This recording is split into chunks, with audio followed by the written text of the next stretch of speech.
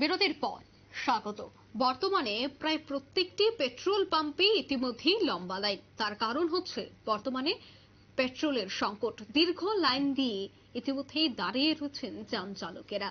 দেখা যাচ্ছে সকাল থেকে রাত পর্যন্ত সেই লাইন পরিলক্ষিত হচ্ছে বিভিন্ন জায়গায়, বিভিন্ন পেট্রোল পাম্পের সামনে। অর্থাৎ রাজ্যে কিন্তু মিটছে না জ্বালানি তেলের সমস্যা। পেট্রোল পাম্পে বাইকের দীর্ঘ লাইন। সংকট নিরসনের জন্য এবার সাধারণের আর্জি মুখ্যমন্ত্রীর নিকট। সেই বিষয়গুলি যেন এবার খতিয়ে দেখা হয়। অন্যদিকে রীতিমতো বহুদিন যাবৎ খবর উঠে আসছিল যে হাফলং সহ বিভিন্ন পাহাড়ি এলাকায় ধসের কারণে প্রচুর যানবাহন আটকে পড়েছে, অর্থাৎ পেট্রোলের গাড়ি আটকে পড়েছে, যার জন্য কিছুটা হলেও পেট্রোলের সংকট দেখা দিয়েছে। সে বিষয়ে কি বলছেন বাইক চালকেরা শোনাবো। কটার সময়? এখন কটা বাজে? কেমন এত সংখ্যক কিসের জন্য ক্রাইসিস আপনি জানেন? এটা তো বলা যায় না, বলা যায় কি হলে তেল ক্রাইসিস, 200 টাকার বেশি কোনো তেলই দেওয়া যায় না। আচ্ছা, তো এত সংখ্যক লোক লাইনে দাঁড়িয়ে কি করবেন? যে রাজ্য সরকার তো কইতেছে যে তেলের অভাব নাই, ঠিক আছে, কে কতটুকু সত্যি এটা বলা যায় না। আচ্ছা, কি মালিক কতটুকু, সরকার তো বলছে যে অ্যাভেলেবেল তেল, তেল কোথায়? আপনি যখন দাঁড়িয়েছেন তখন কোথা থেকে আসেন? পূর্বাশার স্টেশনের থেকে। আচ্ছা, এটা কোন জায়গা? এটা হ্যাঁ, আচ্ছা, এখন কটা বাজে? এখন মানে এখন তো দেখা যাইতেছে মানে প্রচুর ভিড়। হ্যাঁ, তো আবার সরকার থেকে কোয়া হইতেছে বা পুলিশ থেকে কোয়া হইতেছে যে তেলের কোনো সংকট নেই। তো কি বলবো এই কথা? আচ্ছা, না এখন পর্যন্ত কেউ আইয়া তদন্ত করছে, কিন্তু দেখা যাইতেছে রাস্তাঘাটে কালোবাজারি হইতেছে। কি করবেন এটাতে? হ্যাঁ, তো রাস্তাঘাটে 150 টাকা বিনিময়ে তেল পাওয়া যায়, এরকম মানুষের অভিযোগ। তো তোমরা কি মনে হয় এইভাবে কষ্টের ভাবে লাইনে দাঁড়াইতেছে আবার কালোবাজারি হইতেছে, এটা কিভাবে তুমি সরকারের কি করবা?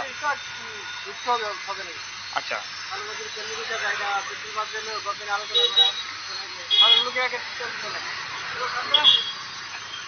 এটা কোন জায়গা?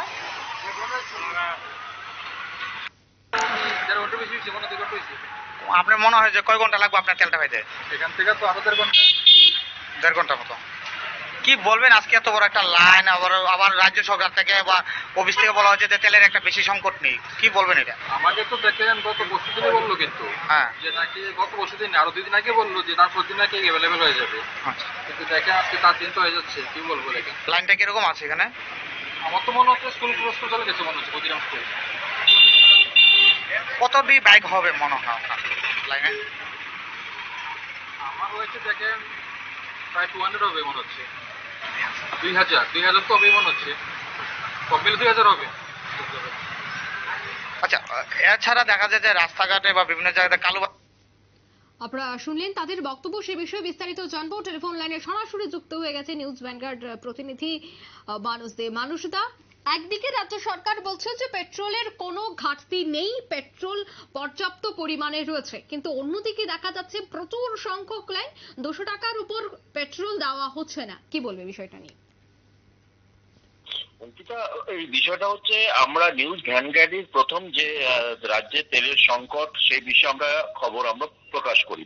ঠিক তার পরবর্তী সময়ে আমরা দেখতে পাই রাজ্যের পেট্রোল পাম্প যে কর্তৃপক্ষ যারা আছে তারা সাংবাদিকদের সামনে বলে যে রাজ্যে পেট্রোলের কোনো সংকট নেই, যে সংকটটা আছে সেই সংকটটা এই সোমবার অর্থাৎ 6 তারিখের মধ্যেই সংকট মিটে যাবে, মানে 6 মে।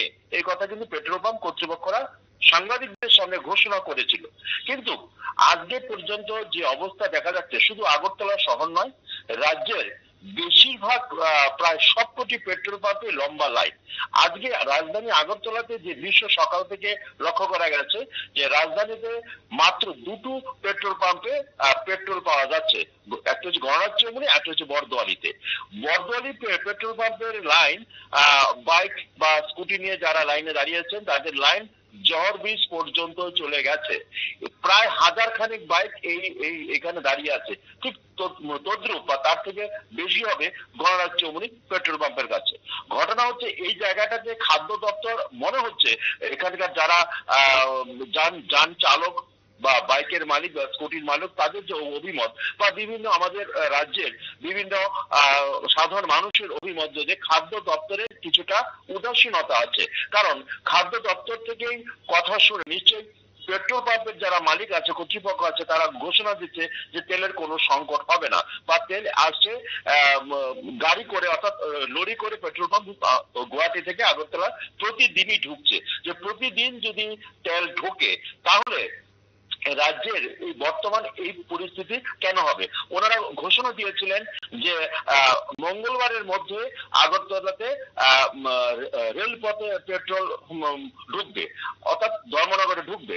সেই দিক থেকেও যদি এই কথা যদি সত্য হয় তাহলে তো সংকট থাকার কথা না। হয়তো কোনো না কোনো জায়গাতে একটা গ্যাপ তৈরি হয়েছে। খাদ্য দপ্তর সঠিক মানুষরা সেই জায়গায় কিন্তু একটা বিষয় অবশ্যই উঠে আসছে, তা হচ্ছে কালোবাজারি। এই বিষয়গুলিকে ইতিমধ্যেই হাতিয়ার করে দেখা যাচ্ছে কালোবাজারি হচ্ছে বিভিন্ন জায়গায়, কোথাও 180 টাকা দরে, আবার কোথাও দেখা যাচ্ছে 150 টাকা প্রতি লিটার বিক্রি করা হচ্ছে।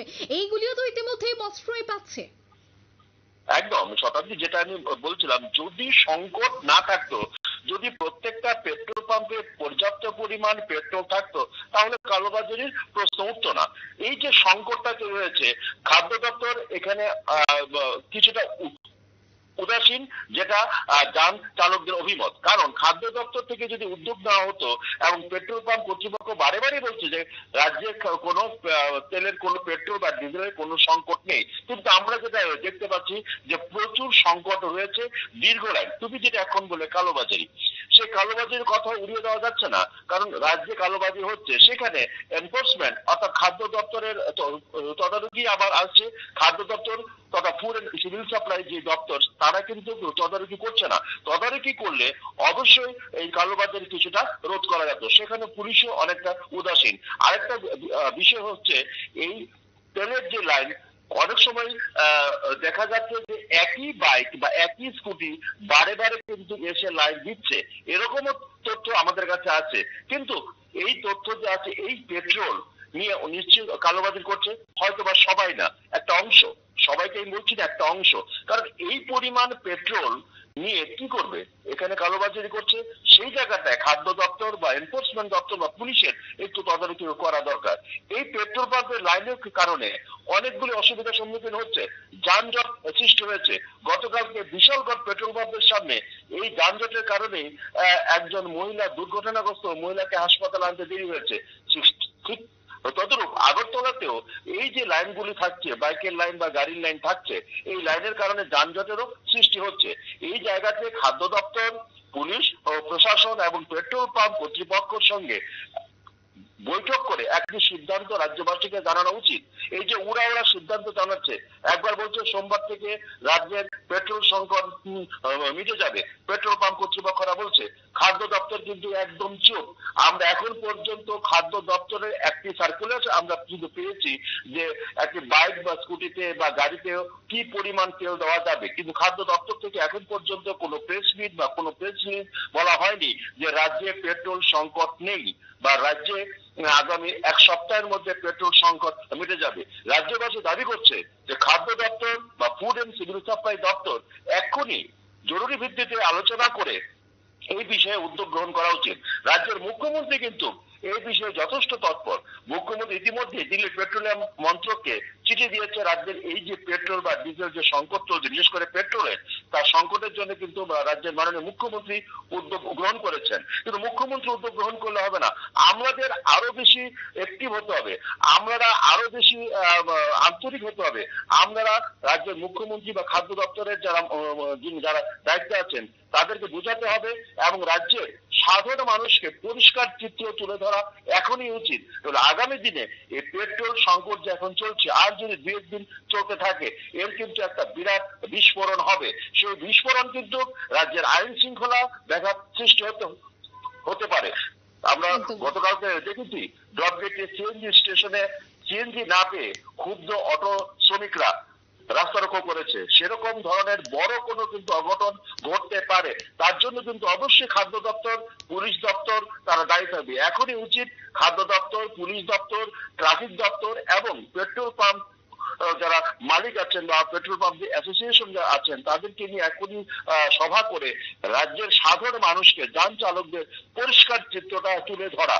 এই বর্তমান যে পদ্ধতি চলছে ভাষা বলে যে আগামীকালকে পেট্রোল পাম্প সংকট, পেট্রোলের সংকট শেষ হয়ে যাবে, এই ধরনের বিবৃতি দিয়ে বরঞ্চ আরো বিভ্রান্তি ছড়াচ্ছে। তবে এই ক্ষেত্রে একটা কথা বলা উচিত, যান চালকদেরও যাতে বিভ্রান্তি না হয়ে বেশি পরিমাণ পেট্রোল বাড়িতে নিয়ে স্টক না করে। কারণ একটা বাইক বা স্কুটিতে 200 টাকার পেট্রোল নিলে সে অনেকক্ষণ চলতে পারে। কিছু কিছু ক্ষেত্রে যারা ডেলিভারি বয় আছে বা যারা সেলসের কাজ করে তাদের হয়তো বা তেলটা বেশি লাগে, কিন্তু দেখা যাচ্ছে ইয়াং জেনারেশনের অংশই এই যে বাইক বা স্কুটি লাইনে বেশিরভাগ দেখা যাচ্ছে ইয়াং জেনারেশনের ছেলেরা লাইনে দাঁড়িয়ে আছে। এইভাবে যদি চলতে থাকে তাহলে আগামী দিনে যদি রাজ্য সরকার এখনই কোনো উদ্যোগ গ্রহণ না করে একটা বিরাট ধরনের বিস্ফোরণ বা আইন শৃঙ্খলা কিন্তু অবনতি হতে পারে। তার জন্য কে দায়ী থাকবে? শতাব্দী আর অঙ্কিতা। ধন্যবাদ মানুষদা। অর্থাৎ রাজ্যে মিটল না জ্বালানির সংকট, দীর্ঘক্ষণ লাইনে দাঁড়িয়ে থাকতে হচ্ছে পেট্রোল পাম্পের সামনে। সংকট নিরসনের জন্য রাজ্য সরকার যেন চিন্তা ভাবনা করে তারই আর্জি জানাচ্ছেন বাইক বা যান চালকেরা। নিয়ে নিচে ছোট্ট একটি বিজ্ঞাপন বিরতির সঙ্গে থাকুন।